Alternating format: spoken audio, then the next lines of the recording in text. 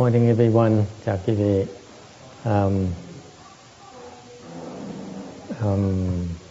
Let's see. Today we thank you for coming. Tôi cảm ơn quý vị tới tham dự cái lễ ngày hôm nay.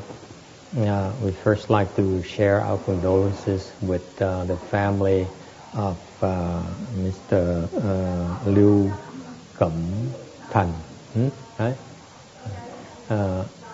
He recently passed away last about a week ago. Trước nhất là chúng tôi cảm ơn quý vị tới tham dự lễ ngày hôm nay và xin bắt đầu một cách là có lời chia buồn với gia đình của ông Lưu Cẩm Thành đã qua đời tuần trước, thứ Sáu tuần trước. And so we are in the process of doing the 49 days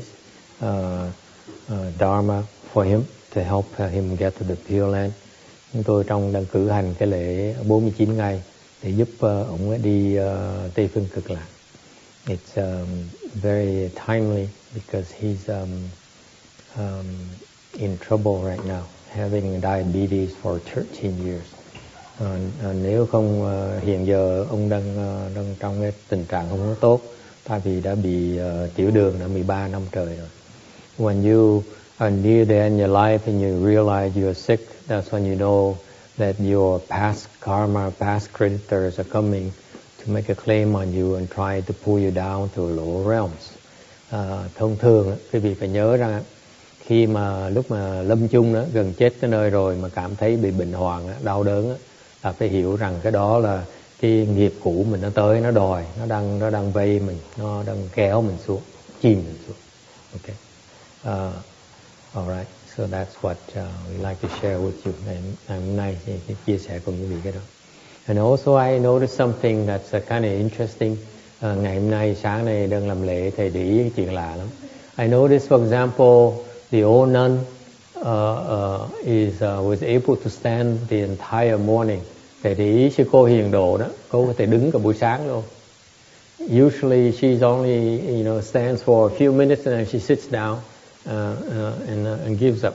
Thường sư cô là đứng được là một tí xíu xong rồi bỏ cuộc, ngồi xuống. So chuyện gì xảy ra nha? Tại sao bữa nay đứng lâu được dữ vậy?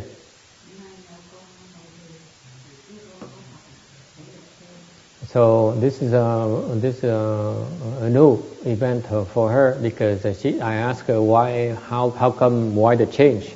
And she says because she meditated this morning. Sáng thức dậy 2 giờ sáng thiền hả?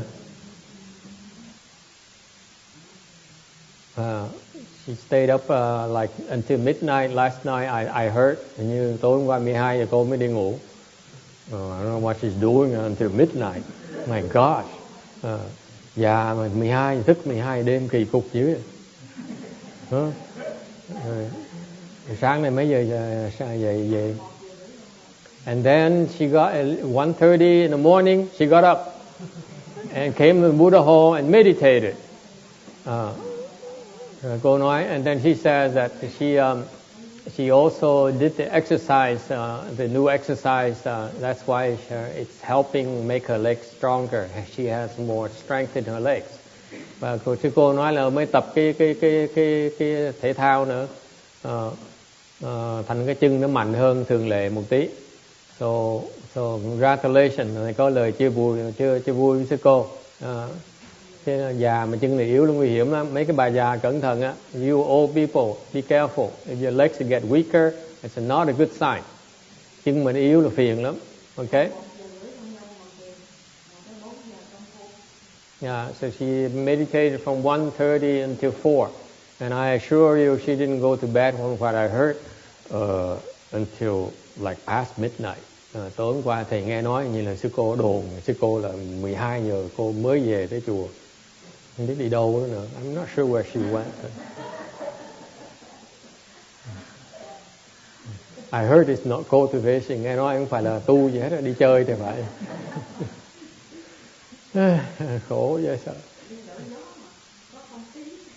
She says she went for a change of climate in Roland Heights.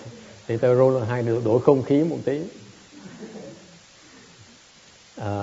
Okay, so because of that, we are starting a new club. Thành nên bởi vậy chúng tôi thông báo ngày hôm nay thiết lập bắt đầu từ ngày hôm nay sẽ thiết lập một cái câu lạc bộ. What's a club in Vietnamese? Câu lạc bộ hả? Câu lạc bộ the AARP club ở chùa Blue Mountain AARP club, cái câu lạc bộ của người đứng tuổi. If you are 55 years old and older, you should be joining this club where we teach you how to bow to the Buddhas. Những người mà lớn tuổi, hơn 55 tuổi thì nên tham dự cái lớp này, cái câu lạc bộ này. Chúng tôi sẽ dạy cái vị Đại Phật. We teach you how to bow to the Buddhas. We teach you how to do the exercise that Mistress Siễn Du does. Tập cái cách mà luyện chân của sư cô hiền độ này. Người ta nói sư bà hiền độ, you know that? The Vietnamese call her sư bà, meaning she's higher than me. Sư bà là cao hơn thầy nữa đó, you know. She now can bow in repentance as well.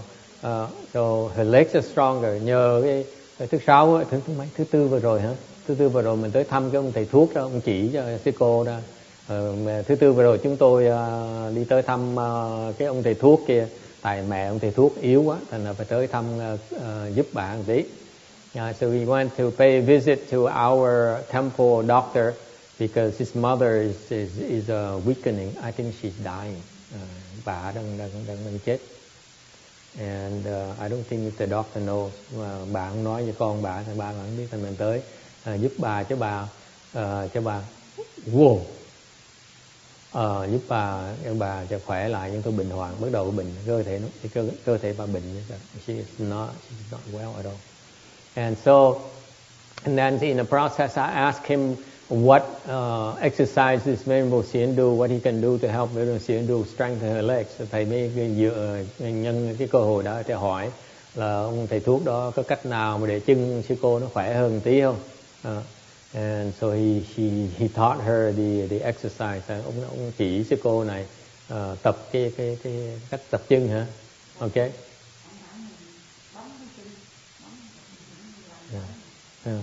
So from now on, the AARP Blue Mountain AARP Club will be bowing, and we teach you how to bow. Thành cái câu lạc bộ này của AARP là những người mà đứng tuổi đó, người đứng đắn đó. You see how excited she can't stop talking. Bà nổi hứng, bây giờ bà nói thế. Now she can speak Dharma for instead of Master Xiển Chê. Sư cô sẽ nói pháp cho thầy hiền giới phải hả? Chị see?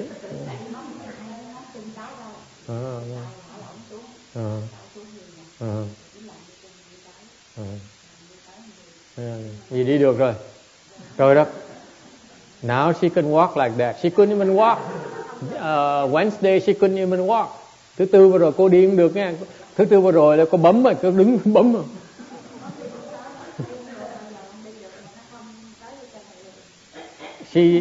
Wednesday when he taught her, she couldn't even move. Now look at she's moving. She's cheating a little bit.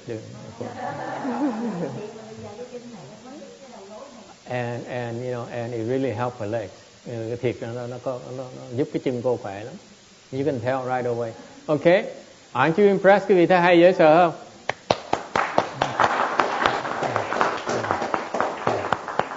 Lúc còn tại gia đưa đá lên trời. When she was still a lay person, she liked to kick the air, up in the air.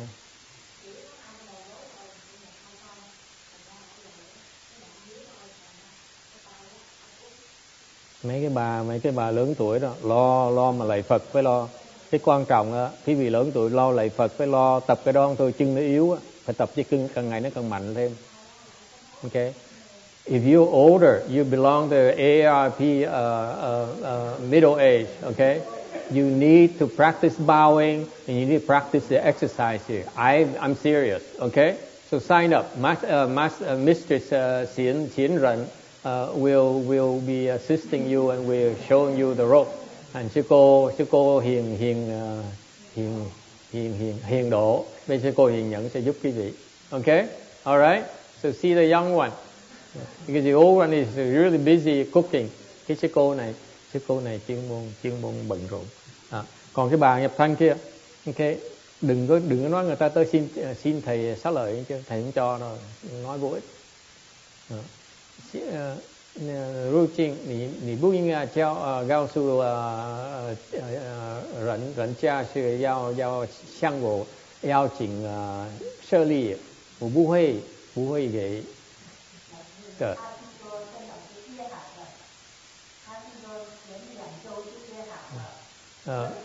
I'm telling her there's a rumor going around from the Chinese that they should come and see me to get the sharias. And little do they know that in this temple I don't make that decision. It's my decision. Cái chùa này thầy hiền trì mới là quyết định chuyện đó. Thầy không có dính cái chuyện đó hết. I don't touch these things. Okay?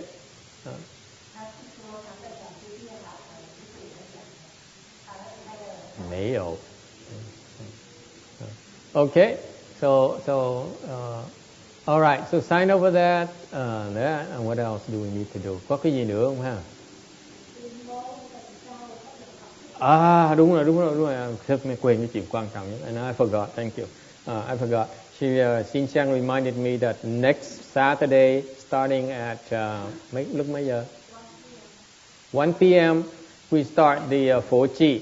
Tuần sau, thứ bảy tuần sau 1 giờ trưa là sẽ bắt đầu cái Phật thất. It's a very very good thing for you to come and recite the Buddha's name.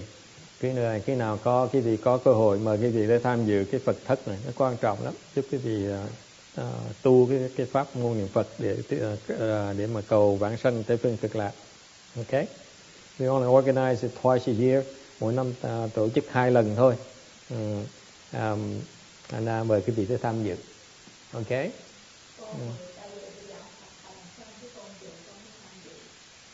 She says the 10th of June she wants to go to CTTB lễ dỗ Ngài Thiên Hóa hả? It's my master's anniversary celebration.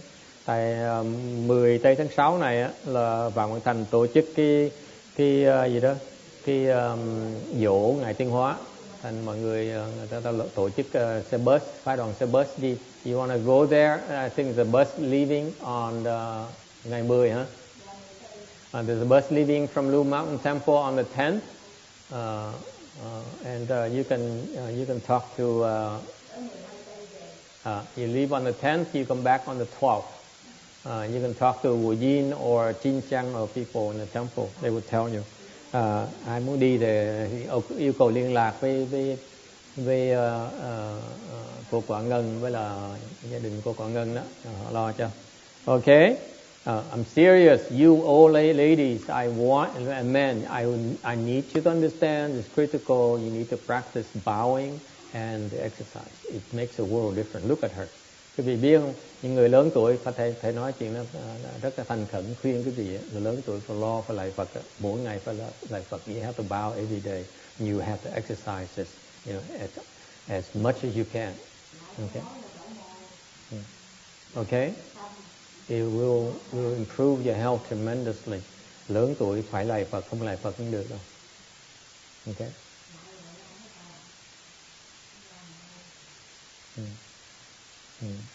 All right.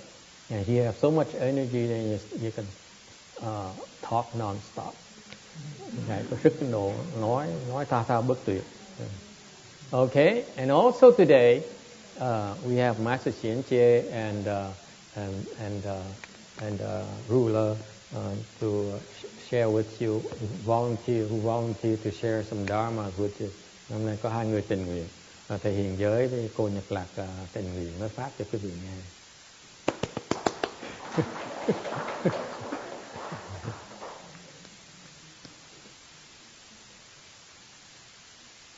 Rồi, thì làm việc được rồi đó con.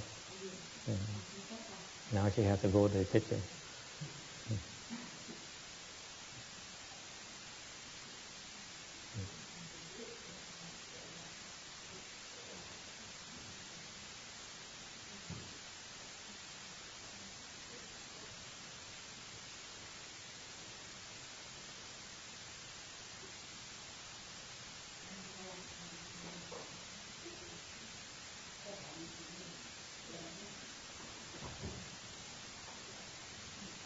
So you can come up and speak Dharma and you like.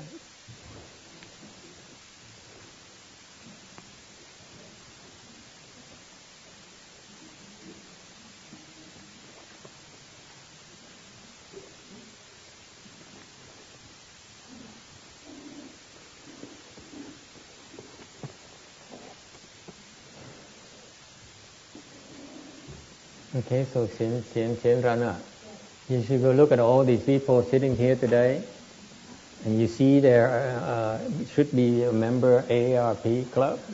Go and get the names and have them sign up, okay? They have no choice. Anh phải nhắc cô Hiền Nhẫn là nhìn cái mặt người nào mà có vẻ là đứng tuổi rồi là tới ghi danh, không cần quý vị tình nguyện luôn nữa. Okay? Yeah, see, Tommy came right on time. Right on time. Yeah. You see? Yeah, you better sign up this guy too. There you go.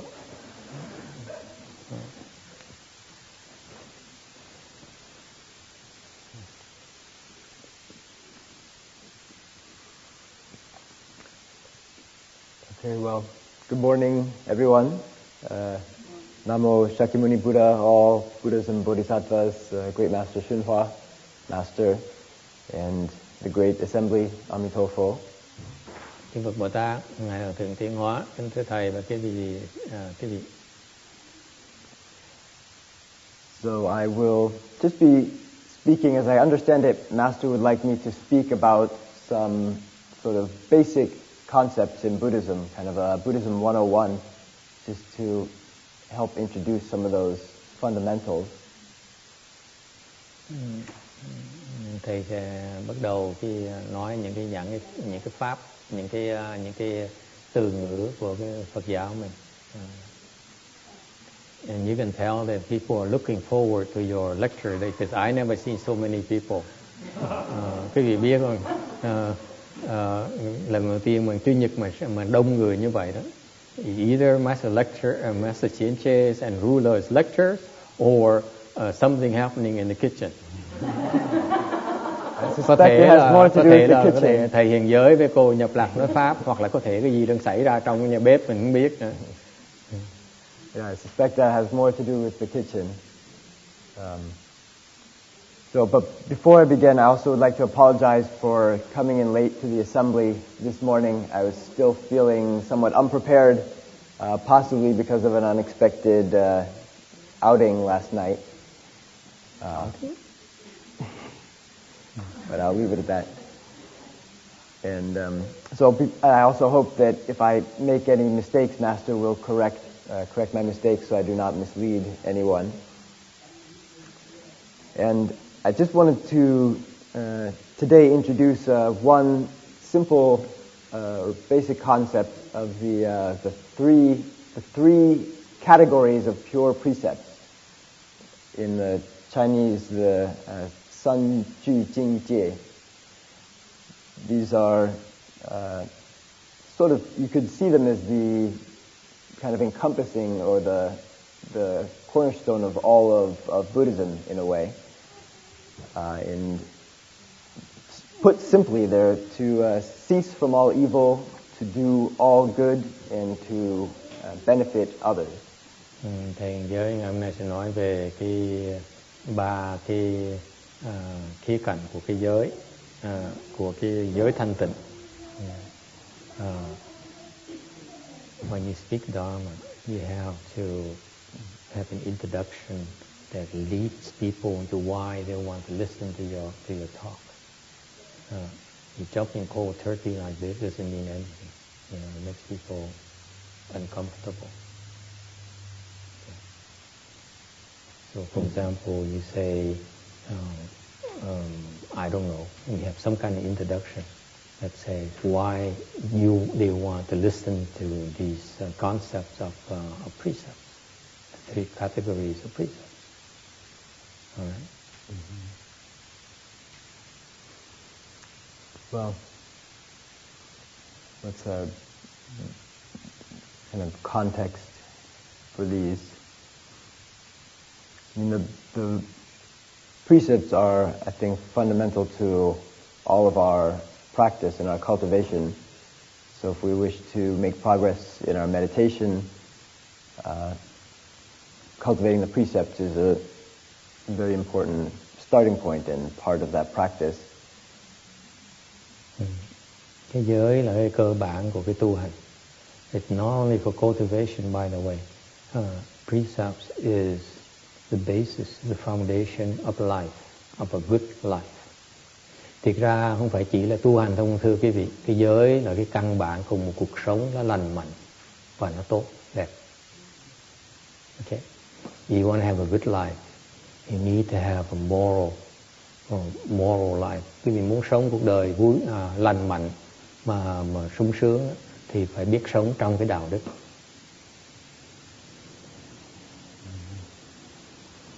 And this is not what most people fail to make the connection.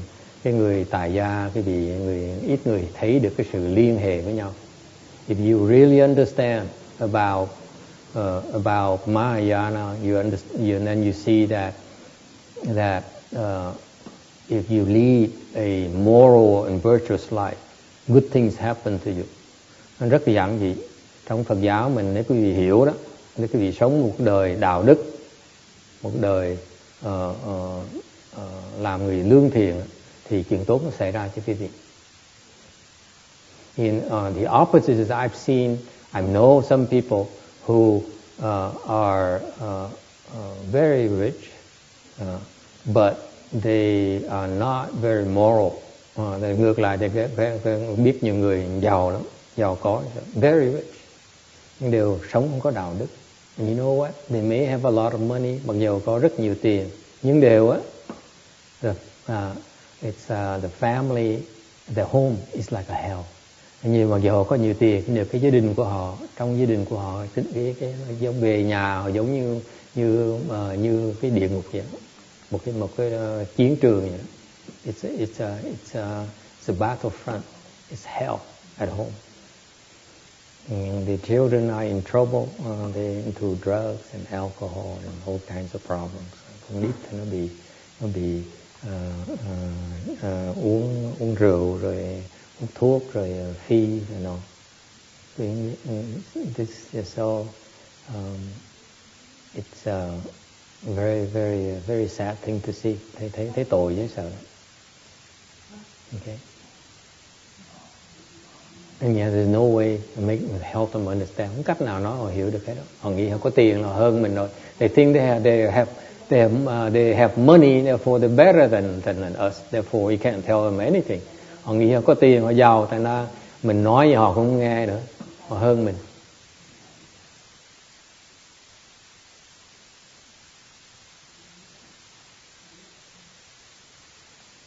You see how you make the connection? Make it a personal experience. Okay?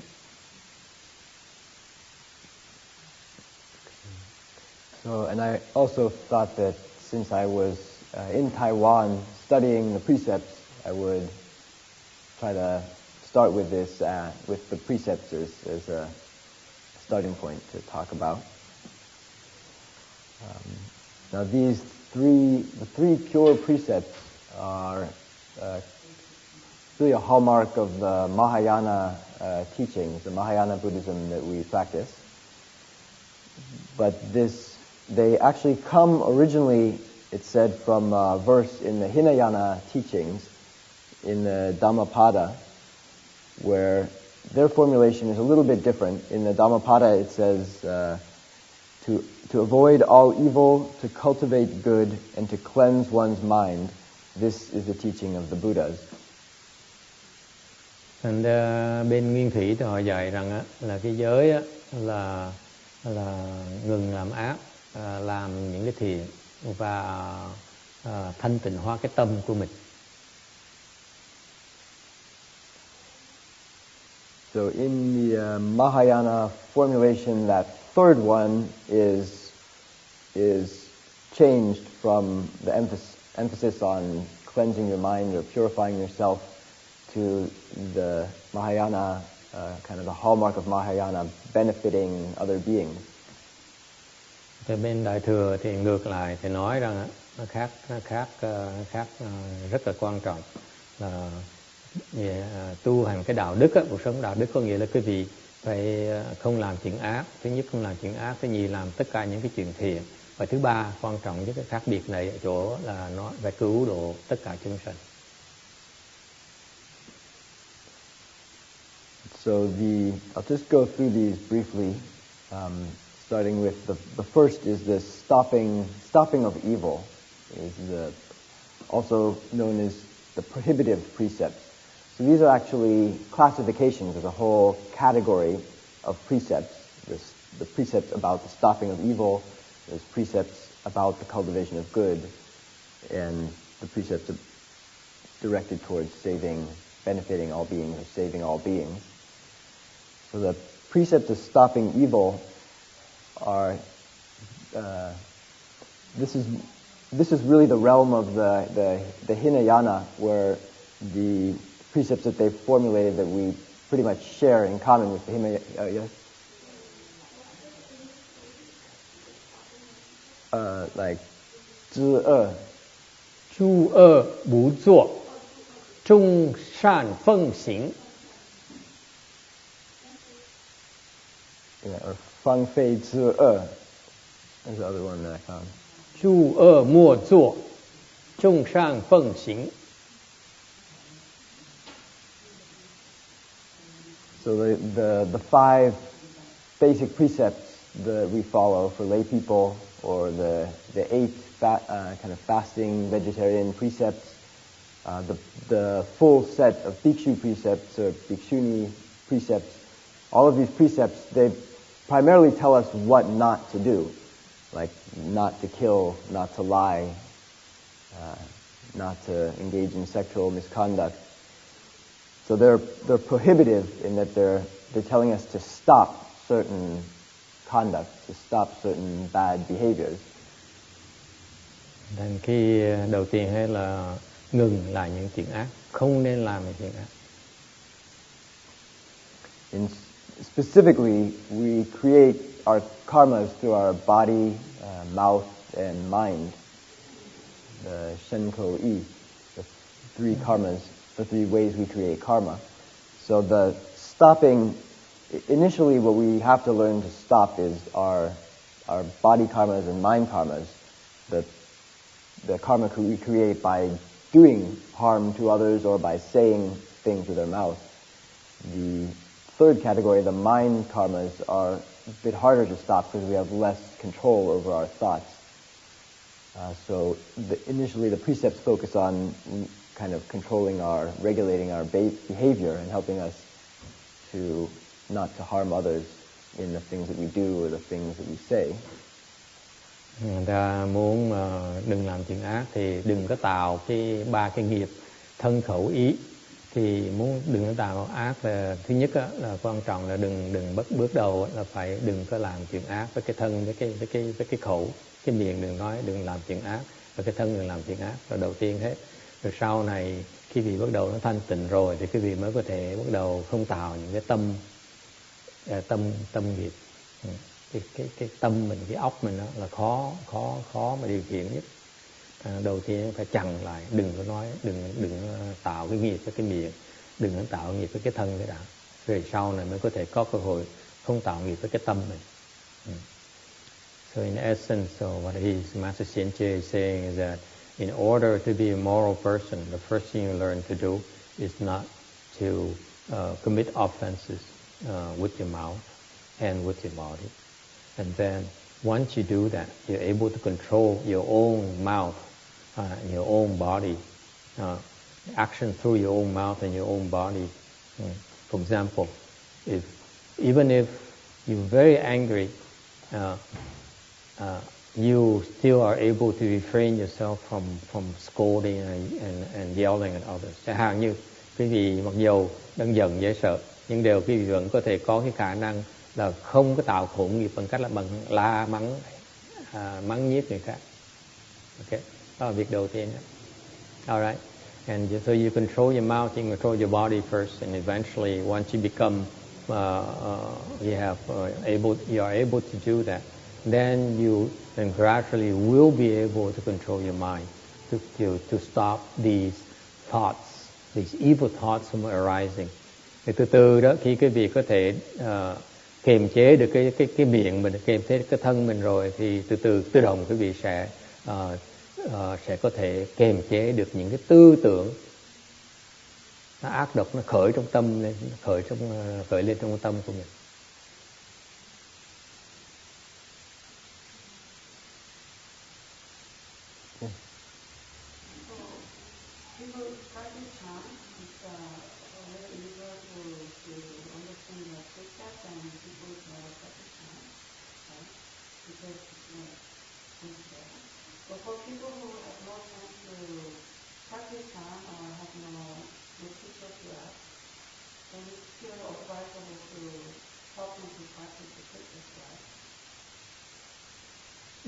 Những cái người mà tu thiền thì còn có hiểu được cái vấn đề ác với là thiền.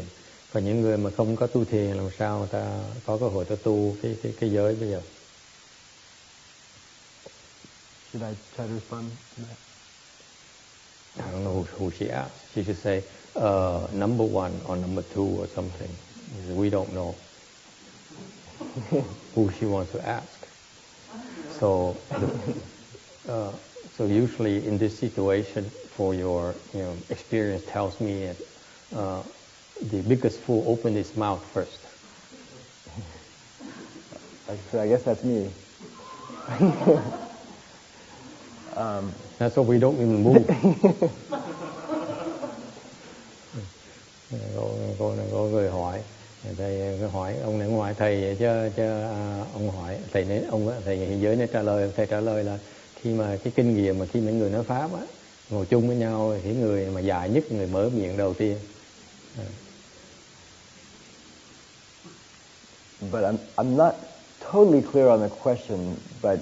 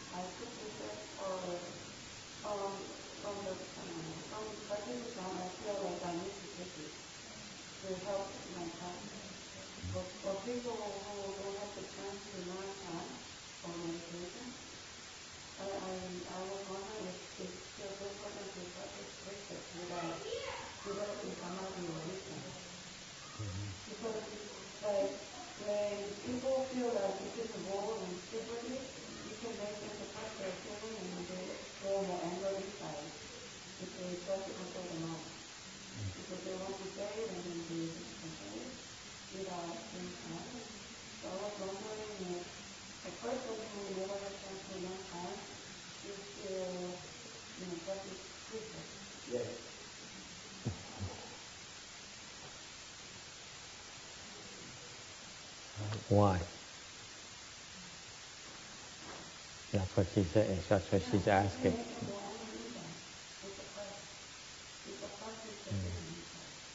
You see, here's what happens when you allow the Koreans to ask too many questions. Cái chùa mình có mấy cô đại hàng hỏi rất là nhiều câu hóc búa. Okay. The answer is her question is very very difficult to answer. Câu hỏi này khó trả lời lắm.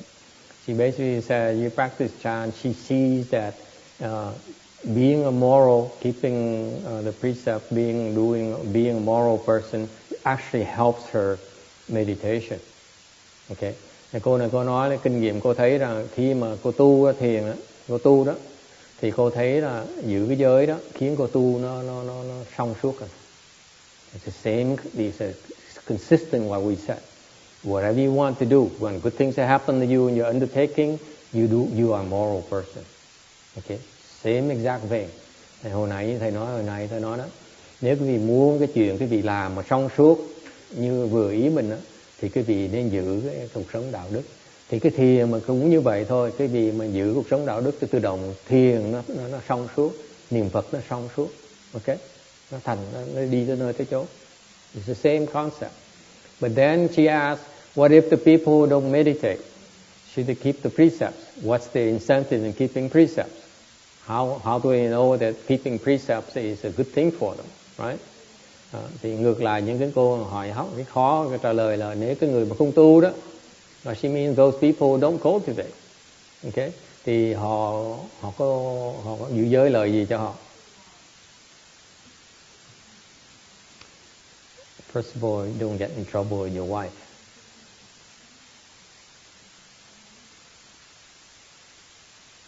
Not impressed. You guys so sexist. Thì nói đầu tiên hết á, khi mấy cái vị giữ giới đó mà giờ không tu á, sẽ không có bị lộn xộn với ông chồng của mình.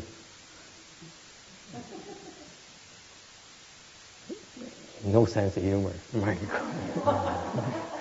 You're too serious. You think cái gì quá nghiêm quá nghiêm nghị. You being a moral person, even though you don't cultivate, you still are able to, number one, create blessings for yourself. Mặc dù quý vị không tu đi nữa đó, mà quý vị sống cuộc đời đạo đức á, thì cuộc sống đạo đức quý vị nó đang tạo quý vị rất là nhiều phước. The mere fact that you are being moral is generating a lot of blessings for you. Mình chỉ sống trong đạo đức thôi, mình đang tạo rất là nhiều cái phước cho mình.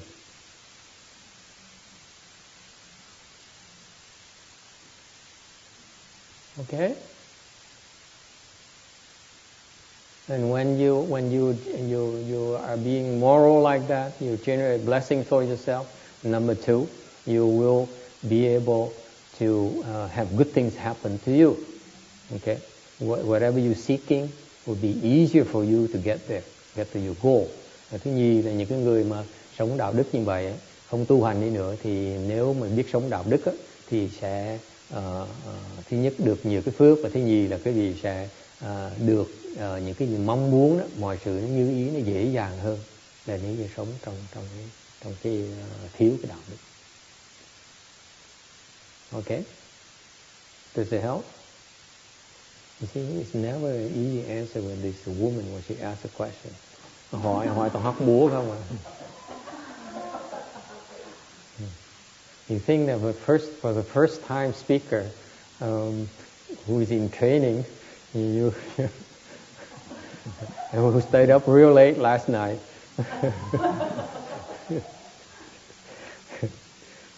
Because I could still hear him until 1 o'clock. Tối 1 giờ tối thì vẫn 1 giờ sáng thì vẫn nghe ông này lục đục nữa. All right. Anything else? Well, I could mention a little bit about the second category, the cultivating all good. There's some Mahayana precepts that go beyond just telling us what not to do, but actually prescribe what we should do. For instance, the Bodhisattva precepts, some of those precepts talk about, basically they say if we do not do such and such is a violation. If we do not help people who are sick, or if you do not, what else do we have? We do not vow to rescue living beings, or we do not make these vast vows or these great resolutions that are described. If you do not do these things, then it's a violation. So they're prescribing what we should do, as opposed to simply saying, you know, what we cannot do. We cannot kill. We cannot lie. Interesting. Did you get that? Actually, in some of the precepts, actually spell out the goods that you should be doing in a roundabout, in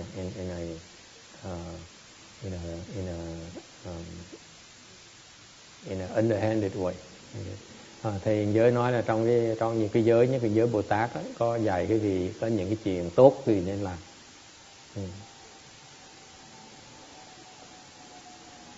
And then another aspect of these precepts can be called the prescriptive precepts. Prescriptive is just a term that basically means it's prescribing what we should do. I have a book by Venerable Ben In from Nanputo. The title of the book is karmans for the creation of virtue, so that focuses on the prescriptive aspect for the bhikshu precepts. But in particular, it talks about these karmans or procedures, which are they're more than just, they accompany the precepts to tell us what not to do, but the karmans are procedures that we do. They're positive things that help us develop virtue. Karmans? What's karmans? That enforce the precept. Karman that's the term that they use for like jemo. Like it's just like a procedure that you do. A lot of them are specific to the bhikshu precepts. Is an English term, karmans? That's the term they use for translating it into English. So when you introduce a new term like that, you explain to people what it means. Yeah, they're basically like these formal procedures or processes. It's hard to go into too much detail because they're specific about the bhikshu precepts, which I cannot talk about or cannot be discussed with lay people. But it's just another aspect of that's, I guess, more unique to the Mahayana, that is describing more types of conduct that we should engage in. Maybe it's not a good example because I can't go into detail. Why is it that such an important concept what to discuss related to well, some of the training for the bhikshus and the precepts for the bhikshus are within the Mahayana tradition. We don't discuss with the lay people. Why not? That's what he's asking. Why not? I've heard different reasons for that. See? That's another second trick, by the way. You repeat the question yourself. Then you have to answer it. Kỹ thuật cái gì? Là những câu hỏi mà khó quá đó, mà nhiều người quay cơ người bên cạnh hỏi câu hỏi đó lại, thì mình cần trả lời. Lots of techniques in presentation. But then, yeah, why not? I'm not 100% sure. I've heard some things about that. Why not? Tôi hỏi câu hỏi ông cha con này. That's his father, by the way, in case you don't know. Yeah. His dad coming from Pacific Palisades. It's a 2-hour drive. An hour drive. 36 minutes. Okay, well, almost an hour. And he drove all the way here just to ask him a question. Why not? Why can't I? Why can't I ask? Why can't you explain? I didn't ask it in that tone. In all, yeah. Ông cha của ông thầy hiện giới tới lái xe thì xa tới rồi hỏi móc ông này. Vậy tại sao thầy cũng có thể giảng nhiều chi tiết hơn về những cái giới người tỳ kheo? Why not? It's a fair question. One possible reason is that a lot of the precepts were established by the Buddha to avoid situations where people will criticize or will come to criticize the monks. They might observe the monks do certain behaviors, and there's a specific case, and the people would then start criticizing and speaking bad about the monks, which is going to basically be creating bad mouth karmas. So, and then the Buddha would say, well, okay, we can't behave, monks cannot behave in this way, so we do not incite people's criticism. And then, this ties into why we did not share the specifics of the detail of the bhikshu precepts, because then it can also encourage people to criticize monks. If they know, there's a lot of detail in the monastic precepts, so if the lay people know all those details, it can actually encourage them to then start studying the monks and picking out the monks' violations and criticizing monks. Because it's very hard to follow all these precepts and very easy to have different kinds of violations. So why do you hide your mistakes? Well, I guess this angle is that we don't want to encourage people to create bad mouth karmas by criticizing Sangha members. So the answer is none of your business. I think I understood, if I could rephrase it, bring it down to my level. The belief system is so complex, more than 10 rules that Lenin knows, 1100, I don't know. And one would really probably have to have, as a monk, a complete concept of those rules in order to really behave correctly. Is that correct? Is that the true assessment? It's not easy to. Yeah, that's why the Buddha said the first 5 years as a monk you're supposed to study these precepts and learn how to follow them, and so it takes 5 years. So if lay people only read a little bit about them, it's true they may take them out of context, not understand them properly, because it's too complex. So could you say that it's the circle, and unless you are able to complete the circle, you can't operate it. The circle is defined by 3 points, but unless you have to complete the circle, close it, it's not quite working. I'm not fully clear on the analogy. Being a visual person, a circle, you only know what the circle is. And I can define a circle just with a few points and places. But I can't make a wheel out of that and roll it. Or I can roll it, but it rolls imperfectly, imperfectly. And if I have it to polished circle, then I can roll it perfectly. Okay, I hate to break the party between you father and son, okay? We almost close to lunchtime, so let me jump in and close it out, if I may. Ông cha con đang bàn cãi rất là thích thú với nhau. Này phải nhảy vào nói hết thì giờ, thưa quý vị.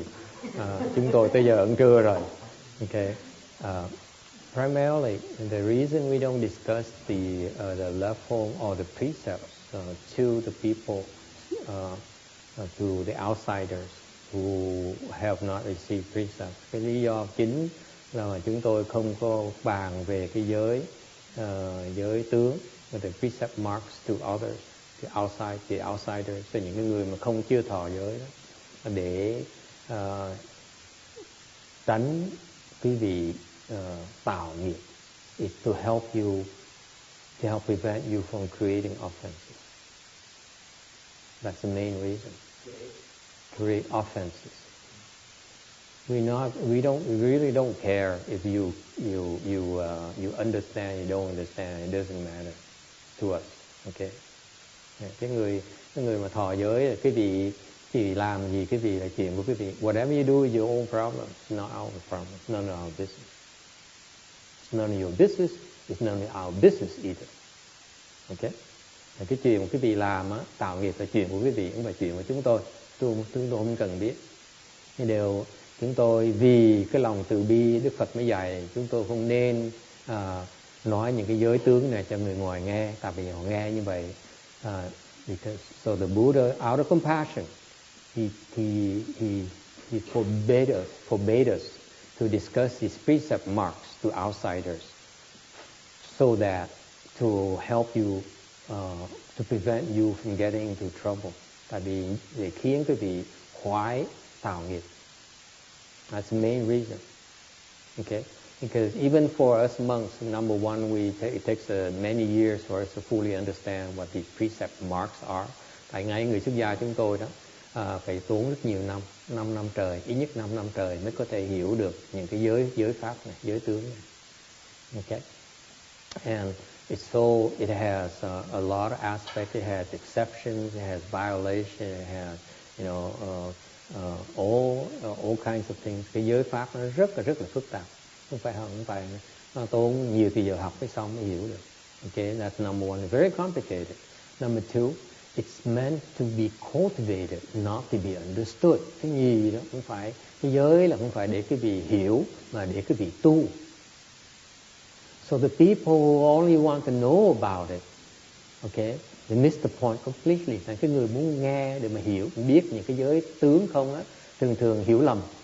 Tài vò không biết rằng những cái đó là cái pháp môn để cái vị tu, chứ không phải để cái vị biết, để cái vị hiểu. It's meant for you to put it into practice. Then you see what it really means. It's not meant for another person to understand what it's about. It's not. It's the only way for you to really understand is by doing, not by studying. Thành cái giới tướng đó, giới pháp đó, quý vị phải tu, quý vị mới hiểu được. Quý vị nghiên cứu không, quý vị không thể nào hiểu được. Okay? So unless you cultivate the precepts, Dharma, there's no way for you to understand it.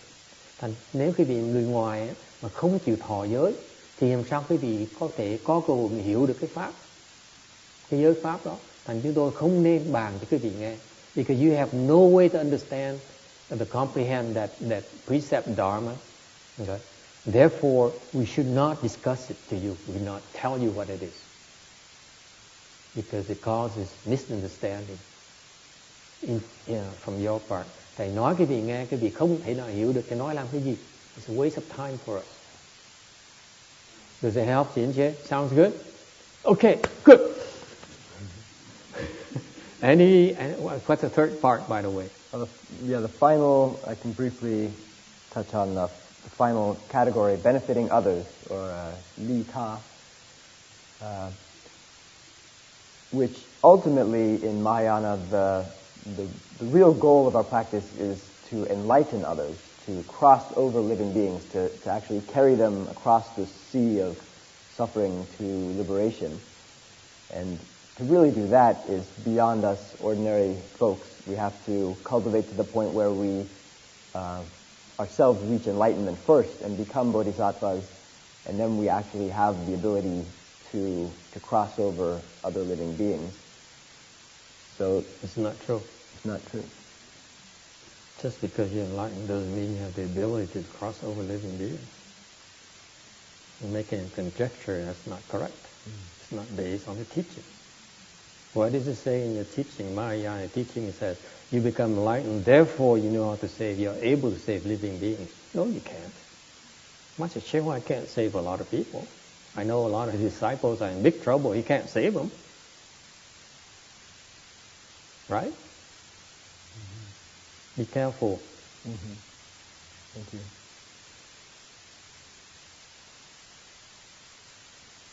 So I don't understand how the bodhisattvas can save beings. I just know that is the ultimate goal.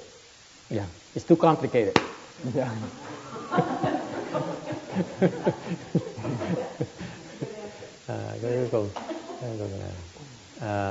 What happened to the Chinese translation? They disappear? Mấy giờ rảnh pha gì ghế nỉ hả? They're too busy. Yeah, we need more Chinese speaking people. Okay, we need to enlist more Chinese speaking people. Phải nhiều người nói tiếng Hoa nó được, nhờ cái vị ra tay giúp đỡ để mà thông dịch như thế. We have a policy of trying to translate to different languages so that you can understand. Ai mà thông dịch được yêu cầu cái vị giúp một tay, tại vì để giúp cho cái vị tạo phước, để cho người ta nghe, ta hiểu thêm. Okay. So in the future, can we find out who can help translate into Chinese or into Chiu-Chao or into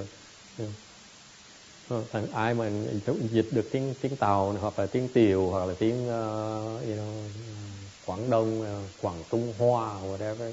Please step up. Yêu cầu quý vị giúp một tay nha. I have a lot of Chinese people looking at me. Ngồi với người Tàu nghe như dịch nghe sống. But you don't realize that, you don't realize it's a full circle. Cái này là cái vòng tròn, nó tròn. You go back a full circle, going back to the engineering concept of a circle. From a Buddhist perspective, cái người Phật giáo mình là đi vào vòng tròn, because what we learn is from the Chinese. Những cái pháp chúng tôi học đây là từ cái gốc là gốc người Hoa. Okay, and it turns out that now the Chinese don't understand as much as us Americans. Bây giờ cái pháp mà người Hoa đó, người Mỹ là hiểu rõ hơn người Hoa. Thành chúng tôi phải dịch lại tiếng Hoa để người Hoa hiểu.